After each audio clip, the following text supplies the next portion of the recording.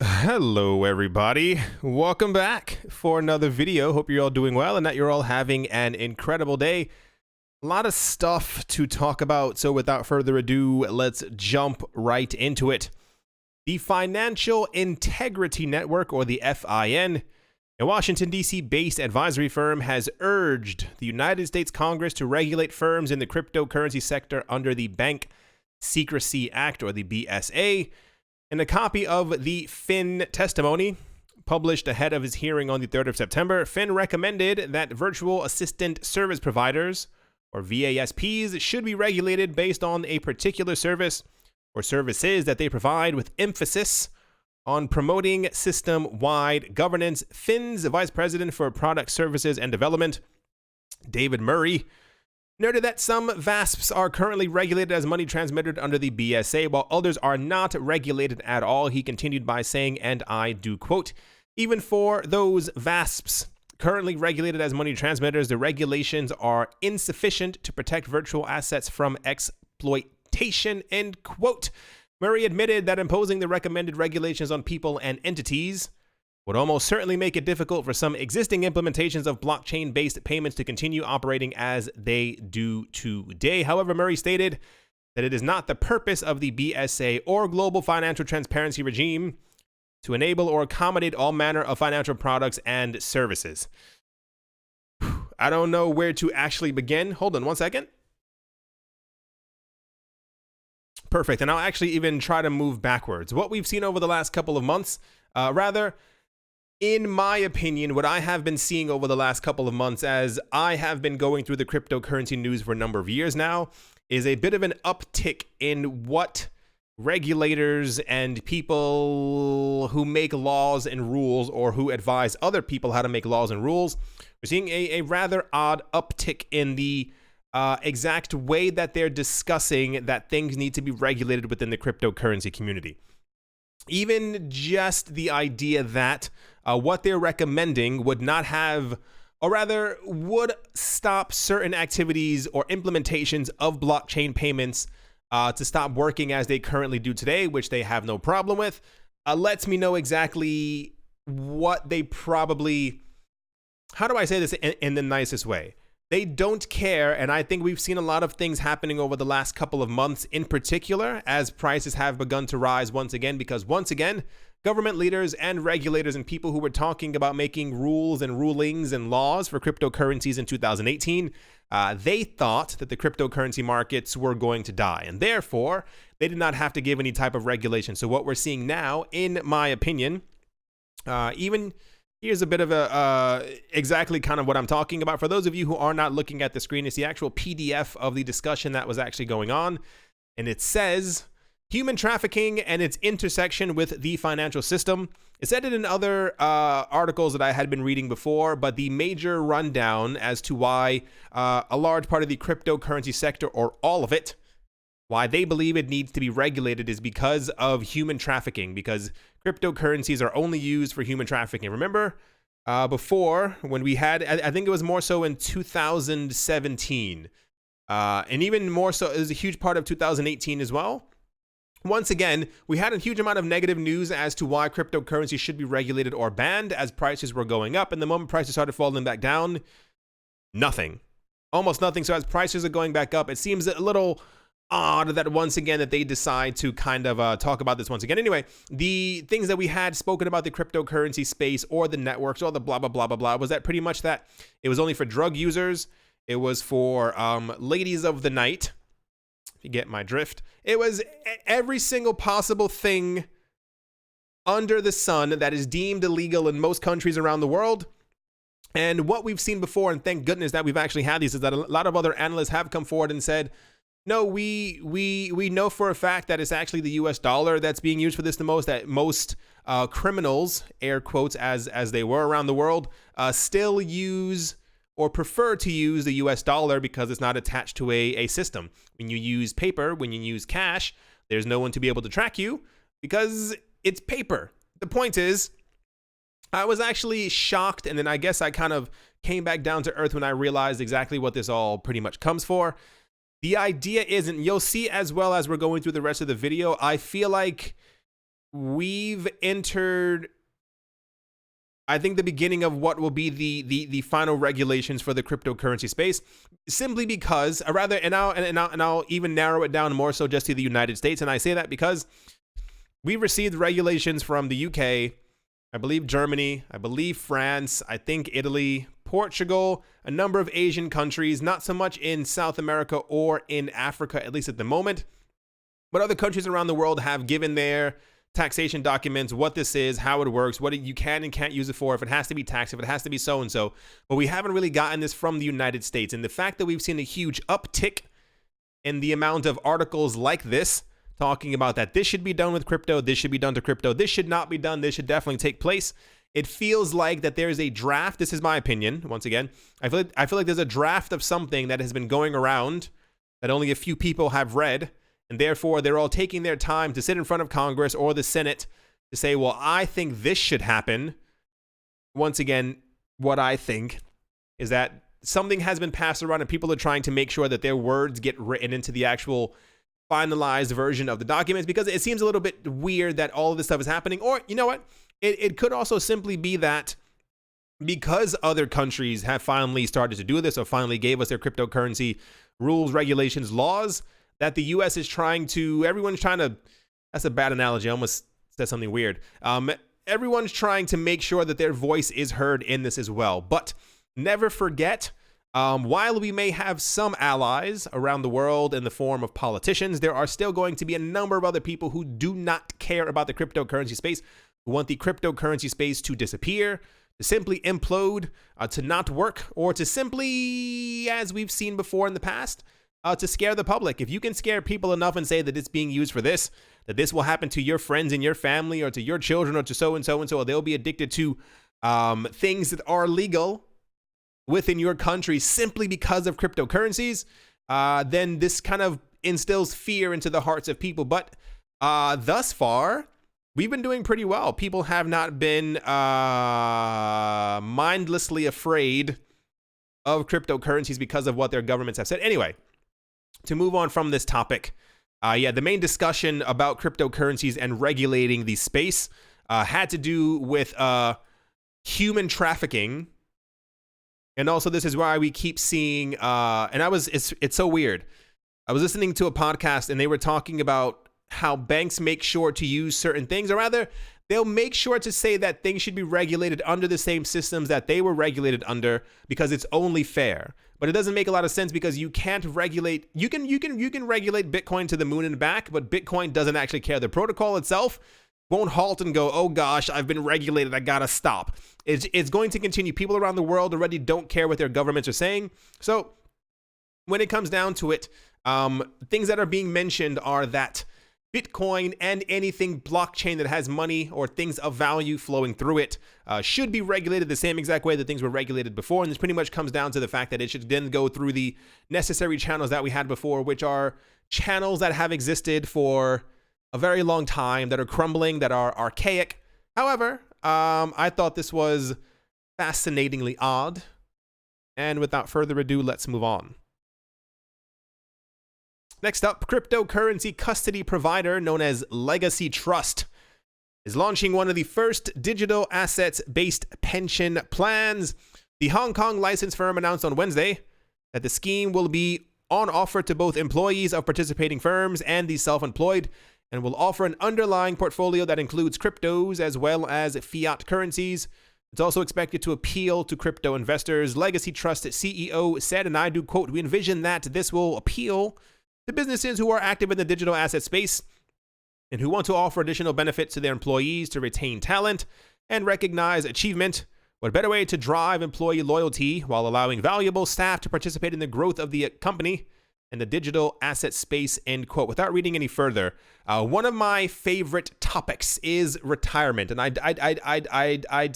don't know why. I can't actually visualize in my head why I'm so obsessed. I've watched countless documentaries about retirement retirement crises, things that are on the horizon that we can already see that are blatantly clear to us. What we had a lot of news about in 2018, and I'm sure a lot of you remember as well, I used to get very excited whenever we had news about a new cryptocurrency pension plan, but a lot of those, I'm not sure if they have fizzled out, disappeared, didn't get the funding that they needed. Maybe they were simply announcing that they eventually planned on doing something. But what we have now around the world, especially if you are not looking at the screen, is that Social Security is staring at its first real shortfall in decades. There's a retirement crisis in America where most will be unable to afford a solid life. The coming pension crisis is so big that it's a problem for everyone. It is widely believed, not just within the United States, that people will eventually, over the next couple of years, never be able to retire. And this is why I got very excited a couple of years, even a year ago at this point, about multiple companies coming forward talking about that they were going to create pension plans or retirement plans that were based on cryptocurrencies, because it is widely believed that eventually everything will be digital and or tokenized, as it were. I'll be honest with you, I feel like so much of what's happening within the cryptocurrency space goes unnoticed by people who are not in the cryptocurrency space. I'm not sure if they don't care, if they think it's a fraud, if it's just not real. I've heard people tell me before that Bitcoin is kind of like going to the slots or like gambling, and I sit there and it's like, no, not really. You know, it's whatever discussion I've had with these people. But the issue that we have is around the world is that retirement funds are not going to be around over the next 20 years. It is widely believed that by 2025, a lot of them will start drying up. And it's mainly because people are getting older based on technology and medicine and et cetera, that people will live incredibly long lives. However, the current retirement plans that we've had, whether you know this or not, were actually meant for people to actually pass away by the time they were around 68 or 70. I know this sounds kind of weird. The idea was a very long time ago when we first started having retirement plans around the world was that people would retire when the retirement age was a lot lower, was around 58, maybe 60, and that people only had a couple of years left, and therefore, after 8 more years, we didn't have to keep paying you anymore. But now we have a situation where people are told to retire at 64, 65, I think it's 67, 68 in some countries now. And the idea is if you keep living for another 40 years after that, where is that money coming from?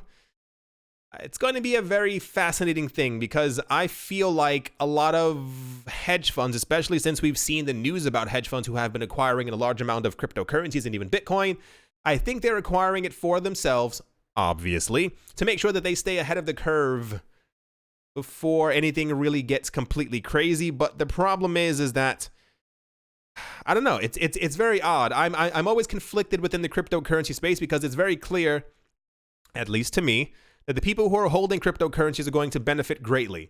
The people who are not holding cryptocurrencies are not going to benefit as well. And even a lot of normal people don't have access to hedge funds. And oh gosh, I was listening to something earlier on the Wall Street Journal. If you have not already, I think they're usually fantastic. On your podcast app, type in WSJ and you'll see all the podcasts that they have from them. There's one of them that I listen to in particular almost every single day. And there was one where they were talking about the actual what was it called? They had one that said how banks control the world or something like that. And then another one where they were talking about how over the last 10 years, as the economy has only done better for itself after the Great Recession that we had, none of the money that was made over the course of the last 10 years actually went into the pockets of anyone normal. i.e., the rich have gotten very rich. Everyone else kind of got a bit poorer or stayed where they were before. But the problem is that a lot of these people became poorer or are in the same exact position where they were before when the market was tumbling down. So what happens again, question mark, when the market goes completely down once again? And these rich people aren't really affected by this because they've already been pulling their money out. They've been buying crypto over the counter. They've been buying this. They've been buying that. They've been buying other things around the world that aren't going to be as affected by a stock market crash. But so imagine a scenario where it takes a very long time for the economy to get 2.5, maybe 3 years to kind of pick back up to a little bit to where it was before. People start losing their money, start losing their jobs, things become more automated. People don't have cryptocurrencies, realize that they can't afford to even try to get the cryptocurrencies. It's a very weird, and then even more so, if you want to put the dirty cherry on top, within the next 5 or 6 years, people realizing that they can never retire, have to continue working, or that their pensions aren't as large as they thought they were going to be. Anyway, I didn't mean to spend too much time on that, but I do like when we hear about crypto exclusive pension plans or things that roll around that kind of discussion. I'm hoping that we end up seeing more at some point. In my opinion, we won't have, or rather, pension retirement funds in general, they won't have a choice, and they'll have to pick up cryptocurrency. And I just kind of assume, or rather, I would hope that a lot of them are kind of paying attention, because I have a very strong feeling that a lot of 401ks and retirement plans and all that other stuff, they're not paying attention to what's going on, because they're typically run by people who want the status quo to kind of remain the same, and therefore, why would they be paying attention to anything cryptocurrency like? Kind of weird, right? There we go. Next up, Gemini is in the news. The Winklevoss brothers. Oh, this almost ties directly. First of all, this one, the next one, and the first thing that we were talking about, as far as I feel like there's been a very weird shift within the United States from everything that I've compiled in my head. I feel like something must have been released. Something has leaked. My opinion, some type of information has been floating around. Okay. Where people were told that something is going to take place, and therefore they kind of need to get in line. If that makes any sense. The Winklevoss brothers cryptocurrency exchange Gemini has hired Noah Perlman, a former executive at financial services giant Morgan Stanley, as its new chief compliant officer. Per an official announcement published by Tyler Winklevoss on the 4th of September, Perlman joined Gemini after 13 years at Morgan Stanley, where he worked as global head of financial crimes. He's global head of financial crimes and global head of special investigations. The announcement states that Perlman has firm-wide legal and compliance responsibility for the governance, oversight and execution of the firm's anti-money laundering sanctions, anti-boycott, anti-corruption, and government and political activities programs, according to Perlman's profile on professional social network LinkedIn. Prior to joining Morgan Stanley, he worked as an assistant United States attorney at the U.S. Attorney Office of the Eastern District of New York, as a division counsel at the Drug Enforcement Administration. What is happening over there? Okay, anyway, I don't know if you, I was going to say, I don't know if anyone can see that. I'm pretty sure everyone can see that. The point is, a lot of companies have been hiring rapidly, and I feel like, I don't know what it is. Even not Facebook's, Coinbase's acquisitions have been kind of rapidly increasing over the last couple of weeks. I feel like something has happened where people are being told, you need to hire as many people as possible, because I think people, I don't know if they got letters. I'm not exactly sure what happened, but this also ties, like I said, once again, directly into this one as well, and also into the very first thing that we were talking about. Ron Hammond took to Twitter today to confirm to the XRP community that he is the new manager of government relations for Ripple. On the 3rd of September, Ron Hammond took to Twitter to announce that of today, exactly what I just read. Hammond was reportedly part of the team that crafted the Token Taxonomy Act, a bill that would exclude cryptocurrencies from classifications as securities, as well as provide the introduction of regulatory certainty for businesses and regulators in the United States blockchain industry. Writing about the new hire, the XRP Daily said, and I do quote, Ripple works with more than 50 governments around the world, and now somebody from the U.S. government is managing the government relations at Ripple, which is awesome. Okay. Glad to see Ron Hammond joining the team and help build the internet of value, end quote. So something's happening. Something's taking shape. I'm not exactly sure what. Once again, this still just could all be in my mind, in my head. But know something. Maybe it's just wishful thinking. I feel like the United States has to give regulations very soon. You can't continue this way, especially because a large part of the reason why we saw the United States freaking out at the end of 2017 and the beginning of 2018 was that a lot of people apparently made a lot of money as the prices are going up. Surprise, surprise. Part of the issue is that people were also selling and doing this and doing that and buying this and so and so and so. I have a very good story right after this. And I think the U.S. realized that they weren't going to be making any of that sweet, sweet tax money. And I think it annoyed them. And if we are in a position right now, especially there's so much information from analysts rolling around talking about that we could be gearing up for a parabolic bull run. Who knows? Threw my arms in the air. The United States is going to be pretty upset if they haven't given any type of tax information and Bitcoin goes up to $35,000. Because I can assure you it's going to get real very fast. And there are already a lot of people who have stuff that they're going to do. Can't even say it out loud, but you know exactly what I'm talking about. Very quick story for those of you who want to hear this. I have a friend who told me, I don't think he's listening. Hello to you if you are. He told me a couple of years ago, a coworker of his, this was a good, I kid you not, this was a good 4 years ago. He was working at a job, met this woman.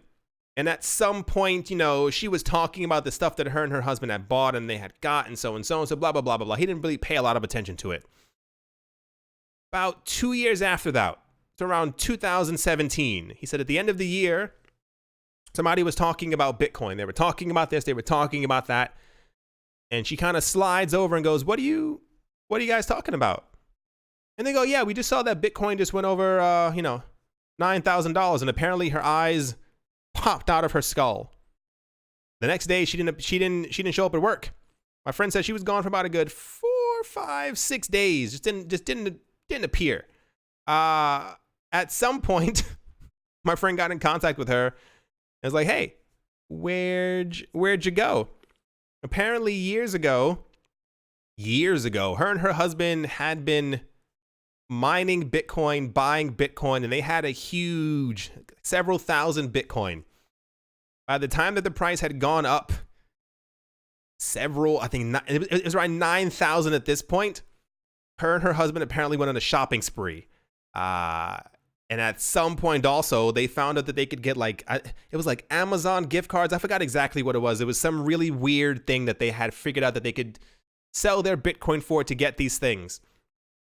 The moral of this story is, bringing it on back, talking about the entire taxation thing, is that at the end of 2017, when Coinbase and all these other companies started giving away the information of the people who had been using their services to the governments, to the tax people, she had sold off several $1 million worth of Bitcoin, and I think she also just disappeared from work again. So, that's the whole point of that story is that it's okay. The whole point of the story is that it's going to happen again. We're going to have a situation like that once more. And I think that the US government wants to be ahead of it before that all happens. But I have a very strange feeling that they are still not going to get to it. Here's the article again. And here's the article from Gemini about them welcoming their new chief compliance officer. In one of the weirdest news stories I think that we've had in a while, at least to me, the Marshall Islands has issued a national blockchain-based currency in a bid to finally acquire monetary independence in a way that reflects Marshallese values. The issuance of the Marshallese Sovereign, or the SOV, was announced in an essay by the Honorable David Paul, Minister and Assistant to the President and Environment of the Marshall Islands, published by CoinDesk on the 4th of September. The Marshall Islands has passed a Sovereign Currency Act in 2018, declaring its intent to release its new national digital currency. The nation, which has been independent since 1979, has until now been using the US dollar. Like I said before in another video, a lot of other countries around the world have just started using the US dollar as default because sometimes their currency, the other ones, not the US dollar, has not been the strongest, has been plagued by inflation, and therefore they're like, we'll just use the US dollar. Has been using the US dollar as the official currency for all payments, debt, public charges, taxes, and dues. The state's reliance on the US grants is estimated to total around $70 million each year. In his essay, Minister Paul outlines that the island's choice to issue a second legal tender based on blockchain technology was based on a conviction that centralized solutions are not workable in a country of a little over 50,000 people spread across over 1,000 islands. That sounds incredible. Beyond decentralization, blockchain offers the country the possibility of having compliance baked into the cryptocurrency itself, in the minister's words, while maintaining privacy for individuals. Without reading any further, so I saw conflicting articles. Like this one, it says right here that this, they revised their article, as it were. Apparently, they have not issued it yet, but they plan on doing so in the very near future. This is interesting because we have, once again, another country who has come forward to talk about not even the significant part that they're going to be issuing their own cryptocurrency is that they're going to not be using the US dollar as their peg anymore. This leads us once again to that discussion that we were having a couple of weeks ago, where multiple countries around the world, especially those who are currently under US sanctions, are trying to get away from the US dollar. Not saying that the Marshall Islands was one of them. The point being, a lot of people are very upset at the US dollar, and even more so the other really weird thing that we had a couple of days ago. Who was the person? The guy with the hair, with the face. He stood before the Fed and said that the world needs to move away from the US dollar. Fairly obvious where all of this is going, at least in my eyes. The point is, they will or already have, but going to launch it. And it's one that's completely insane. I don't see the exact information. Maybe it's not on this one. Scrolling down. Nope. Maybe it's on this one. Here we go. So apparently it's going to have a fixed supply. It said, our money supply will grow at a sustainable 4% each year. Following Milton Friedman's K's rule, new SOV will automatically be distributed to the currency holders and the decentralized entities securing the network. This means that we in government cannot modify the money supply, and we cannot manipulate the value of our currency by printing more money. How fantastic is that? I wish I could have been in that meeting where they decided, first of all, especially according to wording, it seems like they're going to have multiple validators on their system. It's going to be decentralized so that there's not a single point of failure. And the fact is, 4%, while it may seem like a lot, isn't an actual large amount. There are many cryptocurrencies out there right now that have inflation rates of 15%, 11%, 8%. 9%, 5%. I can show you a couple that have around 6%. So 4% isn't that bad at all. And the fact that they said that they themselves cannot modify the money supply is probably one of the coolest things I've ever heard in my entire life. I don't think that up to this point that we've had any rules, regulations, laws, taxation news for the Marshall Islands as far as like how they're going to deal with cryptocurrencies. But if this is any indication as to exactly what they're going to be doing, I would assume or hope that things can only get better, because that is absolutely incredible. Like I said, it seems like they've already created this and are just looking for a time to launch it. I wonder if they'll be able to do so before China actually does so, or even around the same exact time. I think by the end of next year, we will at least have 15 to 20 different countries who are either no longer using the US dollar or have issued their own cryptocurrency. It is quite fascinating to be a part of this all. To kind of finish things off, Bitcoin has seen yet another sharp increase in its computing power after its network hash rate grew 25% in a week. Data from monitoring resource blockchain puts Bitcoin's hash rate at 87 quintillion hashes per second as of the 3rd of September. If I'm not mistaken, we were just a couple of days ago talking about that Bitcoin had already set another new record. It was somewhere around here. Another new record. Apparently, it keeps growing higher. The interesting part is that people have seen, or rather, people think, so saith the analysts, that an increased hash rate usually means an increase in price, i.e., more people have turned on their computers, have turned on their so-and-so, are plugging into the network to be able to mine or get more Bitcoin. because they believe that the price of Bitcoin is going to go up, and therefore this is why they are, what's the word? Not accepting the network, why they're validating transactions. I can't even think of the word off the top of my head. Anyway, the point is, Bitcoin has never, where we are right now is actually a little insane. We are well above everything. Hash rate, volume, usage, everything more than we were in 2017 when the price went berserk. A lot of people are thinking, because we keep seeing an increase in activity on Bitcoin's network every single day, people think that we could be once again on the cusp of something great. I'm trying not to hold my breath. However, the news keeps getting more and more exciting every single day, especially when we see, I think, hasn't Bitcoin risen about $800 in around 2 days? Sometimes it's difficult not to get a little excited about these things. Anyway, as always, a very special friend. First of all, I don't know if this friend is listening to the video. Hello if you are. Just got a text from a friend, and all I saw on my screen was I need my money. It wasn't a threat to me. He was talking about buying as much Bitcoin as possible.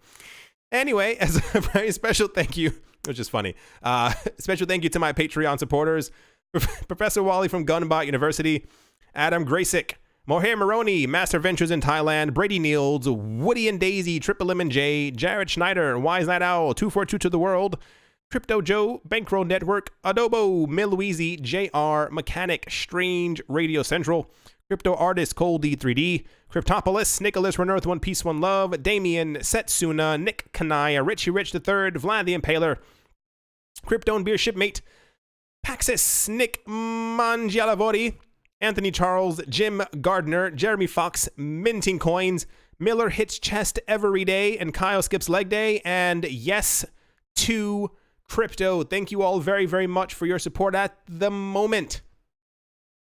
Cryptocurrency market is in a weird place. Bitcoin is currently around 10,600 US dollars. The really interestingly major, that's not a word. The super interesting part is that Bitcoin's dominance, for those of you who are not looking at the screen, is officially over 70%. About a day and a half ago, when we were talking about Bitcoin's dominance, it was at 69.87%. Risen 0.5% in just a couple of days. It's a little insane. A lot of people, I mean, you can find them all over the place. I don't know what to believe.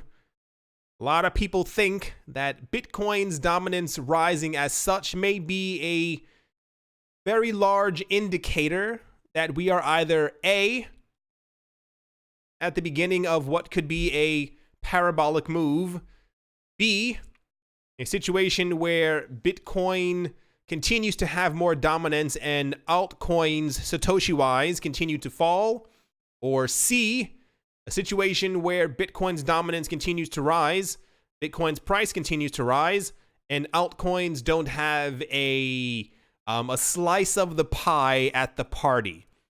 No one knows exactly what's going to happen, but it's a little crazy how quickly this is happening. The last time that we saw something like this, or rather when historically before, whenever we've seen Bitcoin reach too high of its dominance, typically, sometimes before in the past, we can't use that as a proper indicator